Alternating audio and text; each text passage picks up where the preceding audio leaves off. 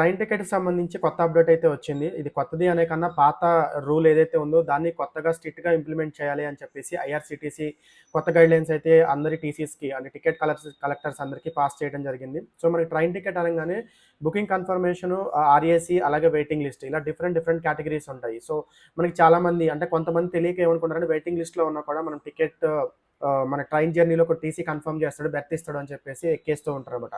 So, ఇట్లాంటి cases మీద focus చేస్తూ పాత రూల్‌ని స్ట్రిక్ట్‌గా ఇంప్లిమెంట్ చేయాలి అని చెప్పేసి టీసీస్ అందరికి టార్గెట్ ఇచ్చారు. ఎవరైతే ఇలా వెయిటింగ్ లిస్ట్ టికెట్ తోటి ట్రైన్ బోగీలో ఎక్కుతారో వాళ్ళకి రూ. 440 వరకి పెనాల్టీ విధించి వాళ్ళని ఆ బోగీలో నుంచి దింపేసి జనరల్ బోగీలకి షిఫ్ట్ చేయమని, లేకపోతే స్టేషన్‌లో దింపేయాలి అని చెప్పేసి కొత్త రూల్ ఇచ్చింది. దీనికి టార్గెట్ బేస్ ఇచ్చింది. మనకి ట్రాఫిక్ వాళ్ళు ఎలా అయితే టార్గెట్ బేస్ మీద పనిచేస్తారో అలాగే ట్రైన్ టీసీస్ కూడా ఇక నుంచి టార్గెట్ ఉంటుంది. సో, ఎవరైతే వెయిటింగ్ లిస్ట్ ఉండి ఒకవేళ ప్రయాణంలో మనకి టికెట్ కన్ఫర్మ్ అవుతుందని మన వాళ్ళు అపోహలో వెళ్తూ ఉంటారో వాళ్ళందరికీ రీచ్ అయ్యేటట్టు ఈ ఇన్ఫర్మేషన్‌ని షేర్ చేయండి. అలాగే వీడియో